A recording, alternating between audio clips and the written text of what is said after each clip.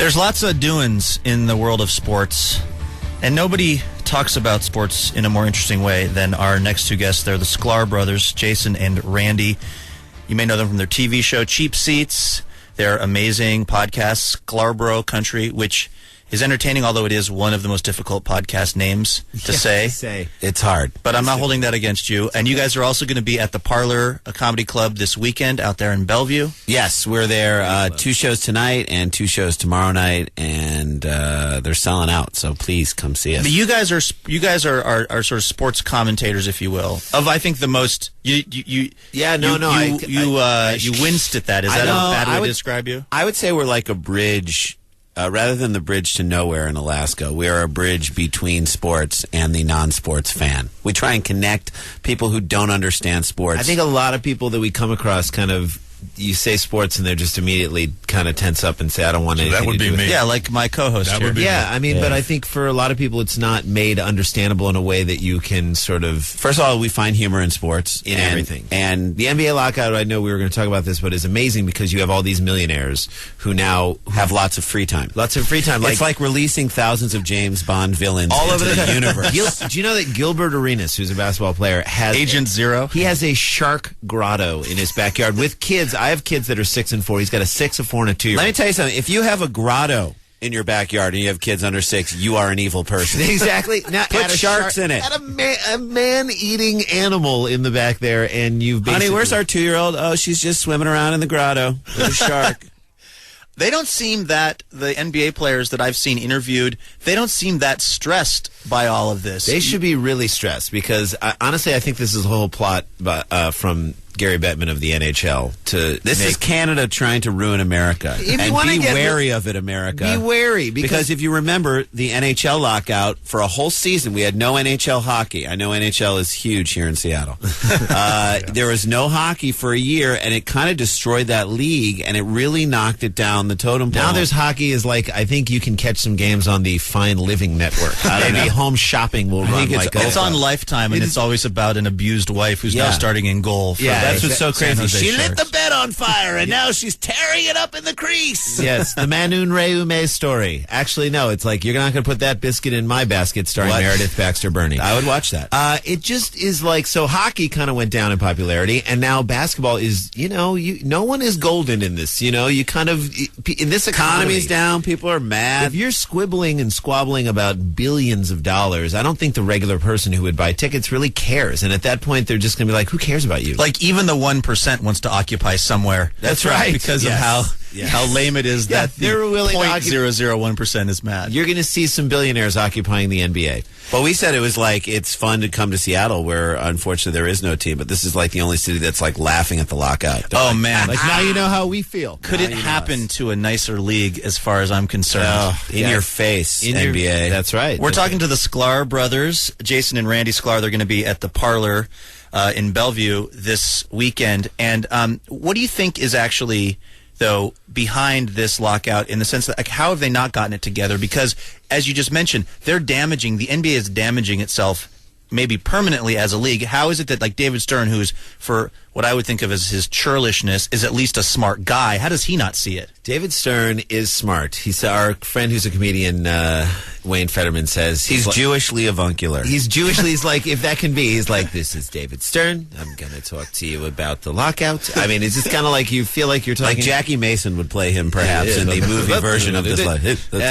Honestly, I think David Stern has a gigantic ego. I mean, you can't be the commissioner of a league and not have a gigantic ego. Same with all the players, same with all the owners, and everybody doesn't want to feel like they're the one who got, zets. But they didn't have a one. plan. It was different than the NFL lockout. I liken the two things, which probably won't make a lot of sense here, but to the Screen Actors Guild and the Writers Guild struck. Like, they had strikes a few years ago. And the Writers Guild were organized. We're members of both of those guilds, by the way. Writers Guild was organized front. They walked the lines. They did a big thing, and they got what they wanted pretty much in the end, and they didn't have too long of a stoppage of work. The Screen Actors Guild, disorganized, didn't know what they were doing. I think that's the same with the NFL versus the NBA. The NFL almost had a lockout this year, but they got it together. And now it's been the most exciting NFL season, I would say, in Tim years. Tebow Come on. Tebow. I mean, in years. But then, you've got the sort of the NBA. They kind of no real plan. They decertify 4 months into this thing. They should have done it at the beginning. Decertify as a union and start suing the league so that you can really put the pressure on them. But to be honest with you, what they're not realizing, and eventually they will realize it, is that you lose sort of that credibility and your credit with the fans. And the fans are just, it's like, Fans will go do something else. Yeah. Highlight will get big. Exactly. Is there any ticket price fans will not pay? That's what I've always wondered. Does it come to a point where they finally say, I'm not going to pay $110 for a ticket? Right. I think when the product stinks and they won't do it there. And that's why you see fans in, certain stadiums like the Minnesota Timberwolves, they just have empty seats because people are like, I'm not going to pay that much to see what you just put on the court. I think if you got a winner and you got teams that are People will pay anything. People will pay anything because you won't have, tons of season ticket holders. It's not like, and maybe the answer is like what they do up in Green Bay with the Packers. That is a publicly held team. Shares. Yeah. They're shares. And so you kind of feel like, wait a minute, it's like the Southwest Airlines of sports franchises, which means everybody's Which, got by a the way, vested interest. Southwest Airlines, stop with the humor. Can we honestly. stop doing the comedy Southwest Airlines on the plane? Did It's you get a never guy? funny. I got a guy singing "Fly Me to the Moon" when I No. flew back from Vegas. You're like, on come on, Southwest. man. Honestly, I'll take you to the moon right here. Right here. One, With a two, punch. fistful of honey roasted peanuts, I'll take you to the moon. And stop wearing shorts. You're fat.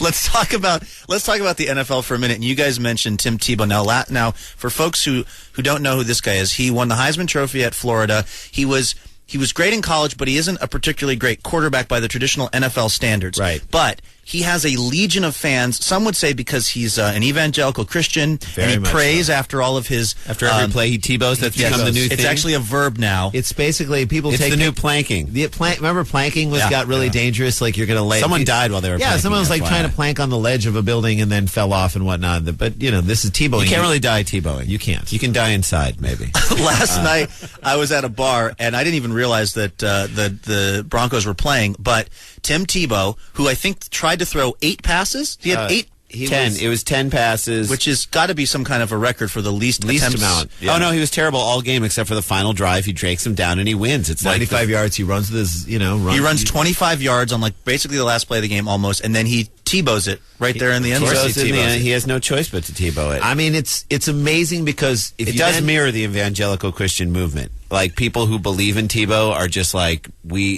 don't want to hear any criticism of Tebow. They don't believe in science. They don't believe in as it relates to science. Tebow They don't or the believe age in of the earth. in the techniques of passing. They believe just that their offense is intelligently designed. Exactly. They don't believe that he as a pastor will evolve. If you try and tell the Tebow fans that, by the way, Tim Tebow, if he sticks with it, he will probably His game will evolve. They're like, I don't like that It word. was chosen by this beforehand. It was not I his think choice. Tim Tebow is a win. I mean, that's the thing. He's a winner, and he works really hard. Is that a real thing, though? Because I hear guys on Yes. sports radio say, the guy's a winner. And Yes. which is just how you said it. Yes. I the would. guy's a winner. Just like a real jerk. But look, Vince Young, who's the backup quarterback for Yeah, but he was a Philadelphia. He was, Texas. But then he lost his edge. He was a winner at Texas. Then he plays for the Tennessee Titans, is a winner there. Then he gets benched, has a couple of bad games, walks out of the house without his cell phone. Everyone thinks he's suicidal. He loses his edge. Now he's got people impersonating him who look like him and going to strip clubs and defrauding people. And he kind of loses his edge. He's not a winner at this point. And Tebow's got focus. He's got focus. He does win. He does find ways to win. You know, guys with better talent as quarterbacks don't do as well as he does. Yeah, why didn't you beat him? You know, Carson Palmer, you're a way better quarterback than him on the Raiders, and you got beat by him. Like, what happened? We're talking to the Sklar brothers. They're going to be, by the way, their podcast, Sklarboro Country, is hilarious and entertaining. If you're a sports fan or even if you're not, they're also going to be at the Parlor this weekend.